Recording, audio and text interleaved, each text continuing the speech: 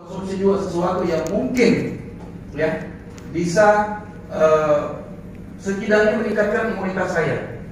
Karena siapa tahu ya, Anda tahu sendiri, baca di media sekarang sekitar 300-400 dokter yang sudah meninggal, dokter spesialis, semua. Dan beberapa diantaranya adalah guru-guru saya, sahabat saya, dan teman-teman saya, senior saya. Ada beberapa. 3 hari yang lalu guru saya wafat juga karena COVID. Ya, beliau adalah seorang guru besar. Kenapa kira-kira begini? Kenapa banyak tenaga kesehatan? Ya karena sudah ditahu, tenaga kesehatan kerjanya di rumah sakit dan di situ adalah pusatnya. Dan kita tidak mengurangi. Gimana? Tak ada larangan. Gimana caranya bilang tenaga kesehatan tidak usah ke rumah sakit? Ya kasihan pasien-pasien yang masuk dalam COVID. Ya. Nah untuk itulah waktu itu saya kemudian hubungi salah seorang teman saya. Dulu sama-sama waktu saya masih dokter umum. Ya. Saya tanya. Saya sempat curhat juga bahwa kondisi begini-begini saya agak tahu-tahu juga. Kemudian dia tawarkan, dok, dokter kayaknya butuh suplemen begini-begini. Untuk apa itu? Apa gunanya? Ya, untuk apa kira-kira gunanya? Gunanya untuk ini. Sebagai seorang dokter dan semua ini berlaku untuk semua dokter, dokter tidak akan gampang percaya dengan sesuatu. Tidak akan gampang percaya dengan sesuatu. Itu harus digarisbawahi. Dia akan percaya kalau ada bukti, Anda berikan. Kalau ada jurnal di luar negeri atau apapun misalnya sudah dilakukan penelitian, baru dia akan percaya. Kalau misalnya tidak ada jurnal seperti itu, dia akan anggap remeh. Buat apa? Tidak ada gunanya. Seperti itu. Tapi waktu itu saya sudah, daripada tidak ada, saya pesan untuk sehari-hari. 1 bulan kemudian ada pasien saya, dia tidak mau. Saya diagnosa dari hasil CT scan-nya itu, CT scan perutnya, itu ada tumor ginjal karsinoma yang dan dicurigai ganas. Hasil CT scan-nya masih ada sekarang. Saya sarankan kemudian untuk diangkat ginjalnya ini. Saya bilang ini tidak ada jalan lain, ini harus diangkat. Nah, kemudian dia berangkat ke Makassar, saya rujukan. Berdasarkan surat rujukan saya, itu dibawa ke Makassar untuk ketemu. Saya bilang ketemu sama dokter ini.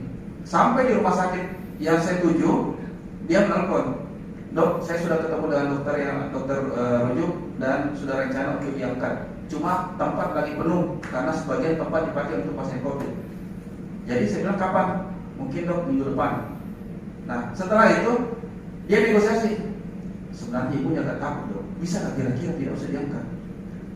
Saya bilang itu adalah prosedur tetap protap dimanapun mau dibawa di seluruh dunia. Pasti akan dilanjutkan seperti itu. Prosedur tetap itu. Begitu ya? Iya. Kalau untuk sementara itu menunggu tempat supaya tidak berkembang penyakitnya, bisa tidak dia konsumsi obat-obat? Buat apa ya? Saya hubungi teman yang tadi, Pak Rahman. Coba telepon pasien ini, kayaknya dia jangan sampai itu suplemen, dia butuh mungkin suplemen. Akhirnya dia minum. Dan setelah dia minum, kemudian saya kurang tahu kenapa tempat penuh. Akhirnya dia pulang kampung lagi ke Sitra. Tidak jadi operasi waktu itu. Ya sudah, itu saya yang dia minum. Bergulir waktu beberapa sekitar 4 bulan, suaminya menelpon. Waktu itu pas gempa di Mamuju, saya lagi sibuk tangani pasien waktu itu. Suaminya menelpon, dok, saya bisa bicara. Siapa ini? Saya, oh iya, ibu gimana? Sudah selesai diangkat ginjalnya? Belum. Cuma ini saya mau, loh, kenapa tidak diangkat? Itu kan ganas pak, nanti permasalahannya akan lebih besar lagi. Justru saya mau konsultasi, dok. Ini hasil USG terbaru, dok. Ini tidak ada, sudah tumornya hilang. Tidak mungkin, tidak mungkin. Saya tidak percaya. Tidak mungkin. Ketemu saya, dok. Saya WA-kan saja hasil ininya. Dokter siapa yang WA itu? Saya kan tidak. Saking seperti saya katakan tadi, kita tidak gampang percaya dengan sesuatu. Kalau cuma cerita saya dokter siapa yang sampaikan begitu? Siapa yang komputer? Dokter ini, dok. Silakan, senior saya ini, kakak kelas saya. Oh iya. Kemudian USG komputer ulang lagi, hasilnya keluar sama lagi, negatif, sudah tidak ada.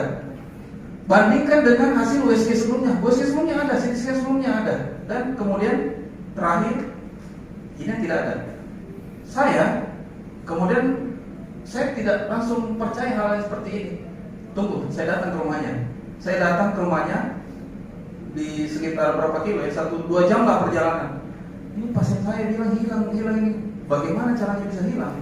Ini harusnya diangkat. Dan saya sampai saat ini masih pantau beliau ya, beliau sehat segar, tidak ada keluhan, jalan-jalan ke sana kemari tidak ada keluhan, seperti orang normal. Dan kalau tidak salah, bulan lalu dia udah banyak sekali. Saya kurang tahu juga. Dia cuma tanyakan, dok bagaimana?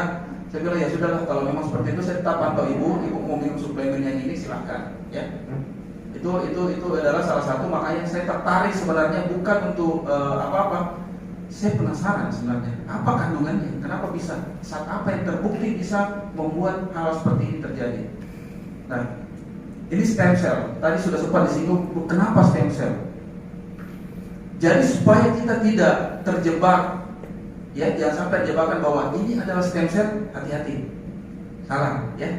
Stem cell itu adalah sel.